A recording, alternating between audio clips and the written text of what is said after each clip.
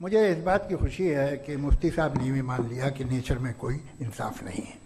बाकी है कि आपने मेरी एक बात का जवाब नहीं दिया जिससे मुझे शिकायत है कि फेथ क्या है और आप फेथ मांगते क्यों हैं मुझसे।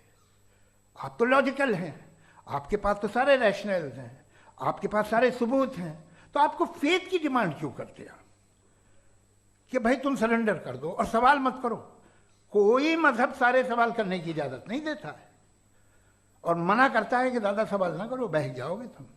कमाल ये है कि दुनिया के सारे मजहब सब जानते हैं ये दुनिया कैसे बनी थी, कैसे मिटेगी, मरने के बाद क्या होगा, इनको सब इल्म है।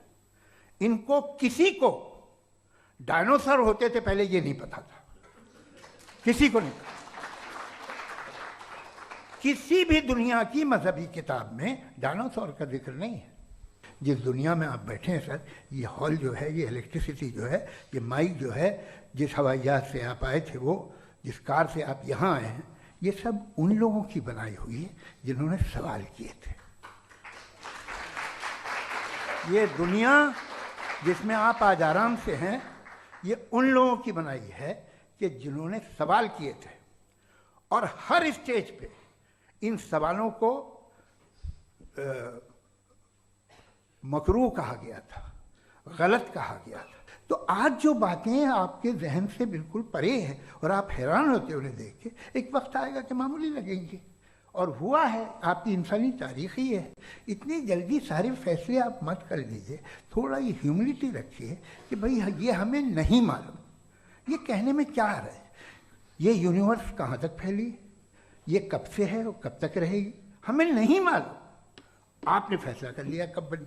ये आपके हिसाब से कोई 14 बिलियन ईयर बनी जो समझा जाता है। उससे पहले हजारों करोड़ों अरबों साल तक खुदा बैठा क्या कर रहा था? खामोश बैठा था, ऐसे ही जमाइयाँ ले रहा था। फिर उसे आइडिया आया, यार एक काम करते, वक्त अच्छा गुजर जाएगा, यूनिवर्स बनाते। सोचिए, तो हम अपनी जहालत से लड़े, उसकी परस्तिश न करें। Thank you so much. तर्कों की श्रृंखला में राउंड 2 के लिए मुफ्ती साहब को आमंत्रित कर रहा हूँ। शुक्रिया। जनाब जावेद अख्तर साहब कई मरतबा दोहरा रहे हैं कि फेथ का मतलब बताइए, फेथ का मतलब बताइए। मैंने बता दिया, फेथ सही भी होता है, गलत भी होता है। और आज हम फेथ पे बात नहीं कर रहे, हम ट्रुथ और डज गॉड एग्जिस्ट पे बात कर रहे हैं। क्या डज गॉड एग्जिस्ट, ये ट्रुथ यानी गॉड है या नहीं है, इसमें से दोनों ट्रुथ क्या है। अब आप उसे फेथ कह लें, बिलीफ कह लें, नॉट माई बिजनेस। उसके बाद आपने कहा कि भाई सवाल करने से मजहब रोकता है। मैं कहता हूं जो रोकता है वो रोकता होगा, मैं नहीं रोकता। बल्कि सवाल करें, सवाल करना चाहिए। सवाल कर करके तो हम आगे बढ़ते हैं, तरक्की करते हैं, और इसीलिए मैं आज यहां पे आया हूं। लेकिन सवाल सिर्फ खुदा से नहीं होगा, आपसे भी होगा। सवाल एथिज्म से भी होगा, सवाल सिर्फ मजहब से नहीं होगा, सबसे होगा। और आज मैं सवाल करूंगा और उम्मीद है कि आप जवाब देंगे। अभी तक आपने वैसे कॉन्टिंजेंसी आर्गुमेंट का कोई जवाब नहीं दिया। चलें, आपने कहा यूनिवर्स के बारे में इटर्नल क्यों नहीं बोल देते। ये चूंकि लॉजिकली पॉसिबल ही नहीं है कि यूनिवर्स इटर्नल हो। यूनिवर्स एक कॉन्टिंजेंट चीज है जो टाइम एंड स्पेस के पाबंद है, टाइम एंड स्पेस से बाउंड है। जो टाइम एंड स्पेस से बाउंड होगा वो कॉन्टिंजेंट होगा, जो कॉन्टिंजेंट होगा वो उसकी बिगिनिंग हुई होगी, जिसकी बिगिनिंग हुई होगी वो इटर्नल नहीं हो सकता। ये तो कॉमन सी बात है। आपने कहा कि किसी मजहबी किताब में डायनासोर का जिक्र नहीं है। अफसोस कि आज तक किसी मैथमेटिक्स की किताब में मुझे डायनासोर का जिक्र नहीं मिला। तो इसका मतलब मैथमेटिक्स की किताब बेकार है? नहीं, उसका वो टॉपिक नहीं है। रेवलेशन का और मजहबी किताबों का टॉपिक ये नहीं है कि आपको आके बताए साइकिल कैसे बनाते हैं, या आकर ये बताएं कि जो है डायनासोर कब था। वो तो मोरालिटी सिखाने आया है, गॉड के बारे में बताने आया, नॉन फिजिकल रियलिटी की हकीकत को सिखाने के लिए आया। रिलीजियन साइंस को रोकता है? नहीं रोकता। अगर रोकता है तो गलत करता है।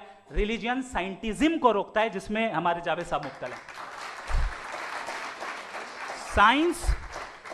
साइंस और साइंटिज्म में फर्क है। साइंटिज्म यह है कि आप समझें कि साइंस और साइंटिफिक मेथोडोलॉजी ये नॉलेज को हासिल करने का वाहिद सोर्स ऑफ नॉलेज है। यह है साइंटिज्म, हम इसे रिजेक्ट करते हैं। उसके बाद उन्होंने कहा कि भाई हमें नहीं मालूम। अगर नहीं मालूम तो क्लियरली कह देना कि नहीं मालूम है, इसमें क्या हर्ज है। तो वही तो मैं कह रहा हूं ना कि आप कह दें कि नहीं मालूम, लेकिन क्लेम क्यों कर रहे हैं कि गॉड एग्जिस्ट नहीं कर रहा है। आखिरी चीज, इन्होंने कहा कि खुदा दुनिया बनाने से पहले 150 साल पहले या करोड़ों साल पहले क्या कर रहा था। अरे हजरत, चलें, बहरहाल मैं जवाब दे देता हूं। आप हमारे रिस्पेक्टेड पर्सनालिटी हैं, अगर आप नहीं होते तो मैं ऐसे एंटरटेन ही नहीं करता। टाइम, ये 100 साल पहले या 100 साल बाद, पहले बाद में अभी, ये वो अल्फाज हैं जिनका ताल्लुक टाइम से है।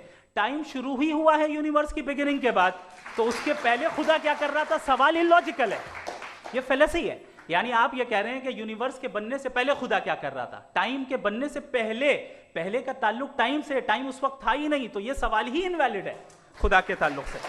इसकी एक मिसाल आप ले लें। एक कार है, एक साहब ने देखा कि भाई कार जो है उसके व्हील्स कितने अच्छे लगे हुए हैं, सही जगह पे, स्टीयरिंग जो है कितने अच्छे जगह पे लगी हुई, और सीट्स कितने वेल डिजाइंड है, कितनी प्रिसाइजली ये कार काम कर रही है, तो जरूर कोई ना कोई इसे क्रिएट किया है, किसी ने क्रिएट किया है। अब जावेद साहब आए और कह रहे जनाब बोनेट खोलिए, इसमें इंजन है, इंजन इस कार को चला रहा है, hence prove no one has created the car. This is illogical. Science हमेशा फिजिकल वर्ल्ड की चीजों को ही फिल करती जाएगी और फिजिकल चीजों से ही करती जाएगी, चूंकि एम्पेरिकल एविडेंस का ताल्लुक फिजिकल वर्ल्ड से है। आप साइंस के जरिए मेटाफिजिकल रियलिटी को कभी साबित नहीं कर सकते। ये रॉन्ग टूल का इस्तेमाल करना है। ये वही काम है कि आप मेटल डिटेक्टर से प्लास्टिक डिटेक्टर करने चलें, जो कि जाहिर है सही नहीं है। थैंक